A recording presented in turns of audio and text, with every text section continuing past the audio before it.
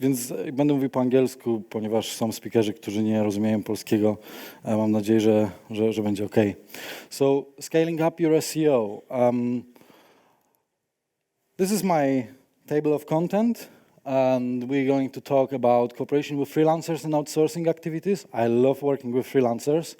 Cooperation with agencies, workflow organization inside the company, Seo Tools, which is kind of like my lovely framework I'm always using, despite from the fact in which company I am.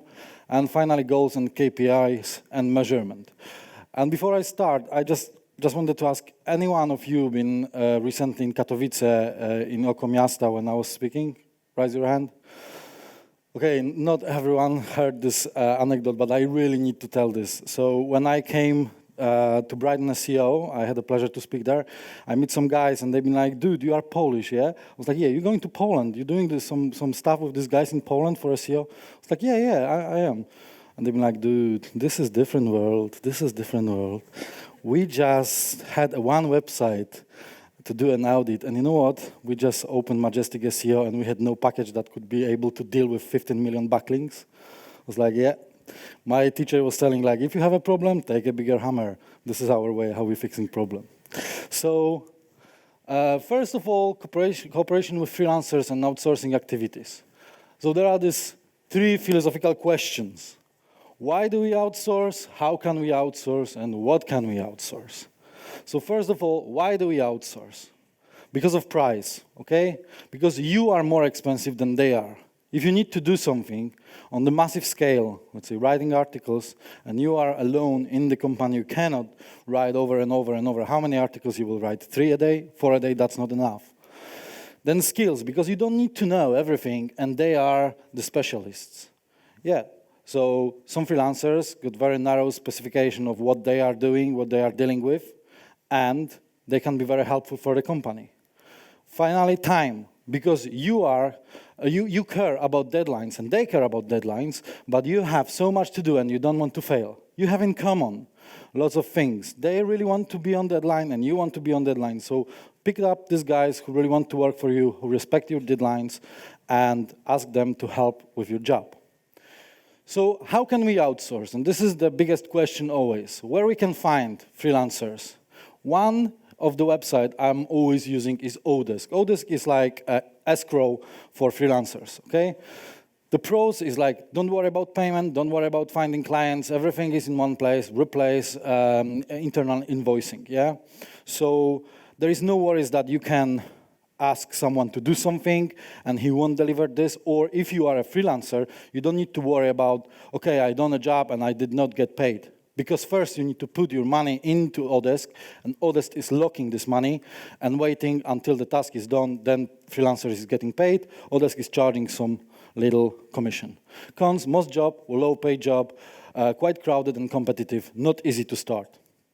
Another one is LinkedIn. I love LinkedIn. I think even Chinese government love LinkedIn. This is the only social media that is not blocked.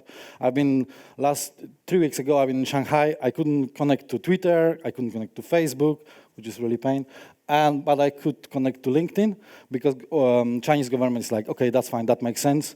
And there is no potential threat. So pros, professionals are there, and this is very trusted website. Cons, maybe expensive, difficult to find people open for freelance, and consider it for headhunters and job agencies. I'm getting lots of emails about like totally irrelevant jobs, like, would you like to be developer? I was like, no, I have no skills. Finally, there is Digital Point, and Digital Point is tricky. Digital Point is a forum. Who know Digital Point? Raise your hand. Okay, there is few people. Yeah, Sam, you know Digital Point. So this is tricky because there is lots of people who are doing this kind of like, sir, you need copywriters? We have 300 copywriters native speaking English in Manila, Philippines. I'm like, no, they are not native speakers. They are, seriously. I'm like, no, they are not. We can write a test article. I'm like, okay, how much? $3. I'm like, okay, write this article.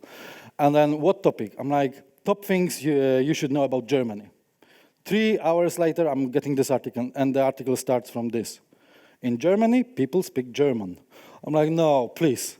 this is not the place, and that are not the people who should you work with. But this is the place I found Sam, and I found also Laura, my two best freelancers. So, if you are lucky, you can find really useful people for your daily tasks. So fragile. And then people per hours, this is something similar to Odesk. Again, don't worry about payment, don't worry about finding clients, everything is in one place. Cons, most jobs, low-paid jobs, quite crowded and competitive, not easy to start. Finally, what can we outsource? Copywriting. Definitely copywriting is time-consuming, and we need to find people who will start writing. So let me show you an example order which is sending to your freelancer or freelancers, and how this is constructed. This is nothing but table from Excel. So let's say we want to write 24 articles about specific location. Article about Warsaw, Krakow, Brighton, Wrocław, London, and so on and so on. Amount, how many articles? 2, 3, 1, whatever. Word count, 750. I noticed that in Poland it's more popular to go with a number of letters. In England it's more popular to go with a word count. Then you have total word count, which is like you multiply amount by word count. And finally you have price per word, and you're ending with total sum. And this is grand total, £360, this order. And let's say you have Sam, or you have Laura, or you have John, and so on, and you're sending him this spreadsheet. Deadline is 1st August 2014. And they are like, yeah, look, we will deliver this. And what is cool, there are some guys, and you may be lucky to find them as well, who are working on this manager level. So they are freelancers, but they got other guys below. And they can split this order. You don't need to think about that. It's just going, okay, I know that some guys are really keen on Poland, so they know lots about Poland. Some other guys can write about Germany, about England. And then this guy you're contacting to is sending this, and then he's managing all the project. 1st of August, you're getting back articles written, and you're paying. And this is a very important moment. It's not always easy with this payment. Ideally, if company you're working for, if giving you access to credit card and or PayPal account. And then end of the month, you're just saying, okay, this is what we spent this month for this, and that. And account is like, okay, check. Because some companies have got this massive process, like you need to write the case, why you want to order, and everything is so slowed down, and everyone is frustrated. Another example of order, this is more about keywords. So let's say the same countries, but you're saying like, okay guys, but I want you to focus on flights to Warsaw and city break to Warsaw in one article. And again, you have like 750 words, total word count is 1,500, £30 for first order, second order is for Krakow, Brighton, and so on and so on. And that really works. Then you can use this article wherever you want. That's your story. You want this for your website. You want this for guest blogs. You want this for some, I don't know, some other activities. But generally, you're outsourcing this. So then link building. I won't be talking much about link building. Link building is tricky. We know that 90% or more companies that ever suffer manual actions, that was because of backlinks. So I may tell something more about this on workshop. Finally, outreach. Outreach is also very time-consuming. Here is another example of outreach task. Find 10 blogs related to travel or general topic. And then you're getting something like that in return. So there are like domain, example 2, 3, 4, 5. And then it's topic like travel blog or general blog, owner email, cost of research. So you're paying only for successful delivery. You're not paying per hours, you're not paying per project, you're not paying for excuses or for flowery talks. You're just paying for something that was done. So finally, you can also outsource research and specialized tasks. We were working with one agency a couple of years ago when I was in HomeAway. That was an agency called Apposition. They were doing nothing but this kind of stuff related to crawling your website. They had like custom crawlers, and they could tell us a lot of what are the issues about the construction of internal links. So finally, payment model. Pay per delivery, perfect, I love this. Then sometimes it may be necessary you're paying per hours or per project. I prefer the first one, pay per delivery, article cost me that amount. I want 10 articles, so multiply that by 10, and everyone is happy. Freelancers know how much they will earn. I know how much do I need to allocate for the budget. Cooperation with agencies. Personally, I am not very lucky with agencies, mainly because there is not many good agencies. There is few I really respect, and I prefer working with them on, once again, specialized tasks. So, first of all, understanding weakness and strengths, then process begins, success, integration, revision, and momentum. Momentum is the most important. When you're getting momentum, this is that situation when, you know that website is on the growing path, you can go for holidays, you will come after 2 weeks, and website is still there. You don't need constantly thinking about this, and you don't need to constantly worry about the results. But to get to this point, you need to really set up what you expect from the agency. Common mistake is this. Every month, you're getting massive report that no one cares and no one is reading, and there is like 50 pages, and they got templates that they just only changing. And when I need to work with agency, I'm like, guys, nobody have a time to read 50-page report. Give me like 3-4 slides, tell me what was done, what we're paying for. So if my senior manager will come to me and will ask me, okay, what we're paying this agency for, I will be like this, and that. 3 bullet points, that's it. So working with agencies, specific range of tasks. You really need to tell them like, okay, this is what I want. Research, link building, copywriting. Don't go like, okay, create me a strategy, because that's very risky. Every agency will come with different outcomes. Then special task and clear expectation and reports. Small reports, really focused. Payment model, this one in UK is mainly monthly contract, so better make sure that when you're signing this, then you know that you will be happy and you always constantly reviewing what they're delivering, because you cannot break the contract. If the contract is signed for 6 months, you rather need to stay with this contract, otherwise there might be some legal issues. Now I would like to tell you something about the Seo Tools. This is like my workshop, like my framework I'm always using. Despite from the company I'm moving to, I'm always saying like, okay, I need this, and that. And I love this when these people who are responsible for budget are telling me like, okay, look, you are the expert. We know that if you're saying that these tools are necessary, we will follow your decision. So first of all, Search Metrics and Semrush. I'm using them both. They are very similar. Anyone is using Search Metrics? Raise your hand. Good. And Semrush? Good. So combine this, because if you're doing export, you can... These 2 tools are using a little different algorithm. The first one is scanning first 5 pages. The second one is scanning first 2 pages of SERP, the first pages of SERPs. So if you combine this and you do the duplication in Excel, you will see that part of the keywords doesn't exist in Semrush and part of the keyword doesn't exist in Search Metrics. If you really want, you can also add Spyful.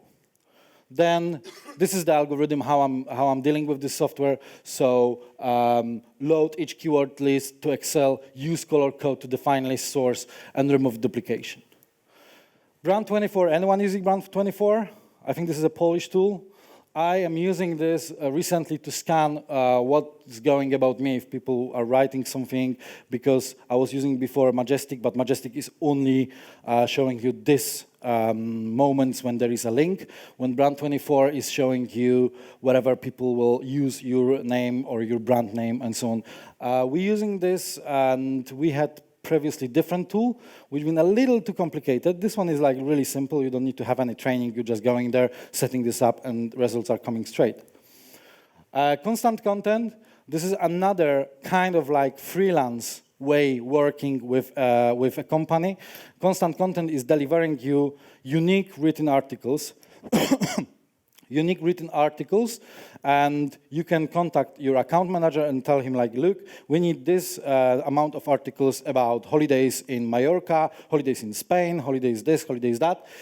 The price is a little higher than freelancers, but if you really need to get lots of articles in a really short period, they are perfect. Link research, obviously Google Webmaster Tools, obviously Majestic, and obviously Ahrefs. I had some friends who had problem with manual action, and how I helped them to deal with this was like I was exporting the backlink profile from all three tools, like with search metrics, and then doing the duplication, because non-tools is able to show you whole profile of backlinks. The funny thing was that we met Dixon and we met guys from Ahrefs in Singapore, and we had beer together, and they both agreed that this method is all right.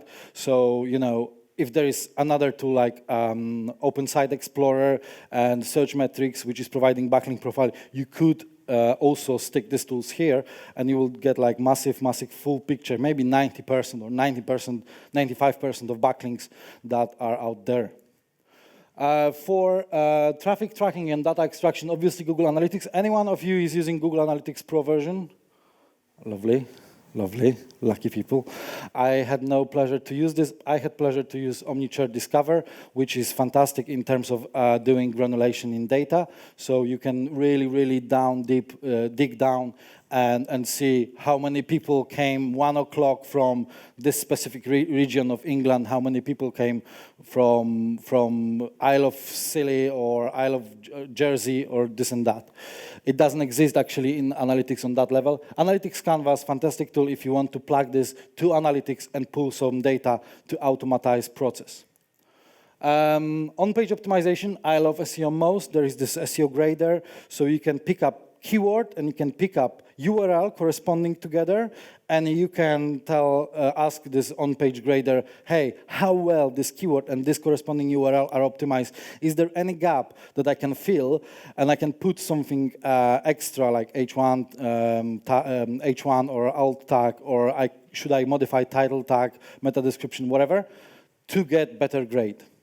Screaming Frog. Obviously, this is a crawler, which is on your local machine, great for mid-sized website, not as good for big websites, because you probably end up without resources, without memory on your local machine. Seo Clarity, another fantastic platform, which delivers you lots of data about your website regarding to optimization, regarding to position, regarding to traffic. So this is like everyday platform you can use every day. It's quite expensive, quite pricey, but I would say very popular in US. Finally, a few slides about goals, KPIs, and measurement. So this is this kind of pyramid where you can see that the numbers are always going down. The biggest number is always page views, then session, then visitors, effective sessions, conversions, and conversion rate. My priority is always effective session and conversion. I don't care that much about conversion rate. I don't care that much about page views, about session itself, because these metrics may be very often fluffy. So what is effective session? Effective session are a session without bounce rate. You're excluding bounce rate, and you're getting something I call effective session. Conversions, obviously your goals, whatever you said. Conversion rate, I'm not using because, 50% conversion rate means nothing if you have 2 visits and you have 1 conversion. So this is like how I'm dealing with data on a monthly basis. Let's say this is year 2012, and we exported sessions, bounce rate, and we calculated effective sessions, excluding from sessions the percentage of this bounce rate. And you have months, and then what you're doing, you exporting next year, next to, yeah? And now, you can compare month to month, yearly basis, what is your growth. So in the last table, you have okay, in January 2013, we had 67% more sessions than in January 2012. However, effective sessions went up by 88%. Okay, that means that the quality of traffic was higher. There is this tricky month, May 2012, May 2013. Looks like we had less visits, but hey, the effective sessions, again, are above 30%. Let's say 30% is our goal, okay? So who cares that sessions, there is 10%. So who cares that sessions went down by 3% when effective sessions, so this quality traffic, rise up? So finally, you can take this year-of-year session and effective session growth, and you can plot this on the chart, yeah? And you can see that the green line is your effective sessions, the blue line is sessions, and when you put target, you may see that mainly all the time, except of May and except of July and little October, mainly you've been above target. So everyone is happy. Finally, you can do this different way, like showing absolute value. So you have sessions and effective sessions. The green bar represents effective sessions. The blue bar represents session itself. And you can see something really strange here on this chart. So mainly, session been quite flat. Nothing happened. There was no growth. But if you see the green bars are going slightly up from June. Yeah, from June.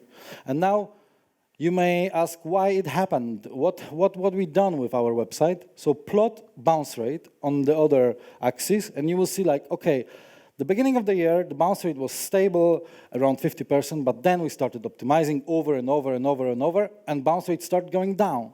So then you're going with this chart to your boss, and you're saying like, look, don't care about sessions, care about effective sessions, because we're doing great job. Me and my team, we're doing all great job. You have much more quality traffic, everything is going up, you have much more conversions, because I bet if this will be a real situation, your conversions will go up as well. This is another example how I'm pulling data, week 19 of 2012, week 19 of 2013, and you extracting again visits. That was visits before, now it's session, so don't be confused, bounce rate. And when you plot this, then you will get something like that. Yeah, sessions went down by 28%. But again, this is not a full picture. The full picture is when you remove from these two bars what we call bounce rate or bounced visits. So now you can see that effective visits went up by 26%, and this toxic, low-quality visits went down by 72%. So this is what we want to achieve. Yeah, this is what we want to, where we want to get. And the most important part in this is just to give like a little explanation to your line manager, to your senior management, so they are fluent with this, they understand why you're doing this way, and why it's more valuable to present this effective session than sessions itself. That's it. Thank you very much.